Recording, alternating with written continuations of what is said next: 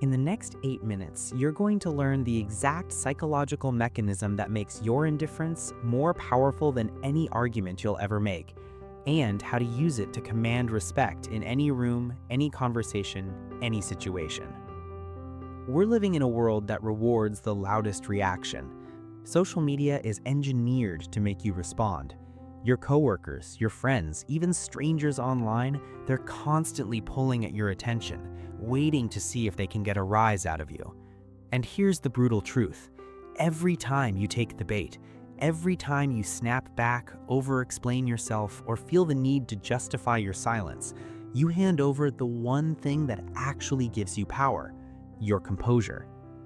At For You Mind, we've studied the psychology behind thousands of high-functioning introverts, old souls, and quiet leaders. The guys who never seem rattled, who don't need to be the loudest in the room, but somehow always leave with the most respect.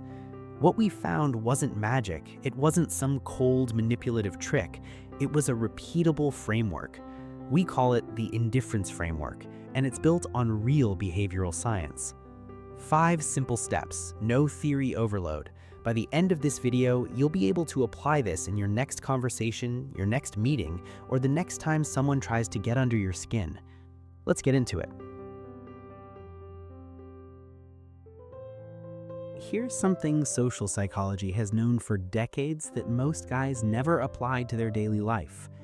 Availability destroys value. This isn't just about dating, though yeah, it applies there too. It's a universal principle of human perception. Think about it. When a product is sold out, you want it more. When a person is always free, always available, always responsive, they register as less important in your brain. Not because they're less valuable, but because scarcity signals significance. The same thing happens with your reactions. When you react to everything, every jab, every passive-aggressive comment, every power play in a meeting, you're signaling that those things have power over you. You're essentially telling the other person, "You got to me." And once they know they can get to you, they will. Every single time. The guys who command the most respect aren't the ones with the best comebacks. They're the ones who make you feel like nothing you said even registered. Not because they're fake, but because they've genuinely stopped giving energy to things that don't deserve it. The moment you stop reacting to everything, you stop being a puppet in someone else's script. You become the one holding the pen. All right, let's get practical. This is the technique that separates guys who talk about emotional control from the ones who actually have it. I want you to meet Ethan. Ethan is 26. He's sharp, he's ambitious, and he's been in a work environment where his team lead, let's call him Marcus, constantly challenges him in group meetings. Not to have real conversations, just to test him, to see if he'll react. Old Ethan, he'd defend himself immediately, sometimes over-explain, sometimes get a little heated. And every time, Marcus would walk away feeling like he had leverage. New Ethan learned one thing: the 3-second pause. Here's how it works. The next time someone says something provocative, a challenge, a snide comment, a passive-aggressive dig, you do not respond immediately. You wait 3 full seconds. You maintain eye contact, you breathe, you process. That pause does 4 things simultaneously. 1, it prevents you from saying something reactive and emotionally driven. 2, it forces the other person to sit in the discomfort of what they just said. 3, it signals to everyone watching that you're operating from a different level of processing. 4, it completely destabilizes anyone who is trying to provoke you, because the reaction was the prize, and you just denied them the prize. Marcus tried it a few more times. Ethan paused, responded calmly, sometimes with a short answer, sometimes with a question, sometimes with nothing at all. Within 2 weeks, Marcus stopped, not because Ethan told him to, but because there was nothing to chase anymore. 3 seconds, that's the technique. Simple, Uncomfortable the first few times, transformative after that. Now, there's a misconception we need to kill right now. When some guys hear "be indifferent," they think it means check out, go cold, build a wall, stop caring about everything. That's not this. That's not power. That's avoidance.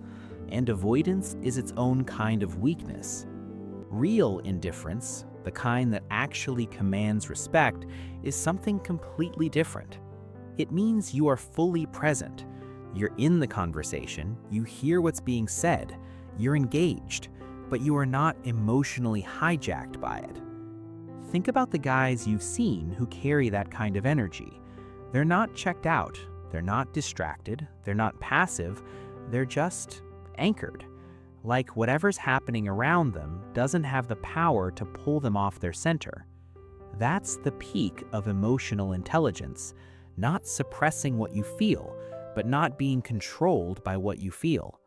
Psychologists call this non-reactive presence. You're not faking calm. You've actually developed the internal stability that makes calm your default. The introvert who masters this, he doesn't need to raise his voice, doesn't need to dominate the conversation, doesn't need to out-argue anyone. His presence alone communicates, "Nothing you do here will shake me." And that is, objectively, the most disarming thing a human being can project. You're not absent, you're unreachable. And there's a massive difference. Being absent is weakness dressed as indifference. Being unreachable is strength that doesn't need to announce itself. Staying unbothered when everyone around you is trying to pull you off your center takes more than willpower. It takes a brain that's actually running right. It's hard to be non-reactive when your mind is stuck in fight or flight mode or buried under mental fog. You can't project calm you don't actually feel. To help you build that neurological foundation of focus and composure, I dropped a link in the pinned comment for something called the Brain Song, a 12-minute digital audio routine backed by brainwave research, designed to sharpen your focus and quiet the mental noise that makes emotional control feel impossible. If you want the kind of mental clarity that makes non-reaction feel natural instead of forced, that link's in the first comment. Check it out. Here's something nobody talks about in the self-improvement space, and it might be the most practical thing in this entire video. Your energy has a budget. Not metaphorically, literally. Every reaction you have, every time you get pulled into an argument, every time you feel the need to correct someone online, every time you defend yourself against someone who wasn't even worth your attention, that costs you. Cognitively, emotionally, physically. And most guys are running at a deficit without even knowing it. They're mentally exhausted at the end of the day, not because their work was hard, but because they spent their energy reacting to things that didn't matter. So here's the audit. Before you react to anything, a comment, a situation, a person, run it through 2 questions. Question 1, does this actually affect my life in 30 days? If someone cuts you off in traffic, if a coworker takes a shot at you in the group chat, if someone online says something dumb, will any of that matter in a month? If the answer is no, you already know what to do. Nothing. Question 2, is engaging with this going to change the outcome or just make me feel better in the moment? This one's harder because sometimes you want to respond, not because it'll help, but because it'll feel satisfying for about 45 seconds, and then you'll have given that person or situation hours of mental real estate. The energy audit isn't about suppressing yourself, it's about being intentional with the one resource that actually drives everything you're trying to build, your focus. High-value men are not people who have no reactions, they're people who've decided what's worth reacting to, and that list, it's a lot shorter than you think. Run the audit. Most things won't pass it, and the ones that do, you'll handle those with full clarity because you haven't wasted yourself on everything else. The final step is the one that ties everything together, and it's the one most people are most afraid to use. Silence. Not as a retreat, not as avoidance, but as a deliberate, conscious response. Here's the psychology. Human beings are neurologically wired to be uncomfortable with silence. When there's a gap in conversation, the brain interprets it as tension, and most people will do almost anything to fill that gap. They'll over-explain, they'll backtrack, they'll reveal things they didn't intend to reveal. They'll soften a position they were just holding firm. When you stay silent, genuinely, confidently silent, you force the other person to sit in that discomfort. And what they do with it tells you everything about where the real power in that interaction lies. Let's go back to Ethan one more time. After weeks of using the pause and running the energy audit, Ethan got to a point where Marcus came at him in a meeting with a comment clearly designed to undermine him in front of the team. Old Ethan would have defended himself.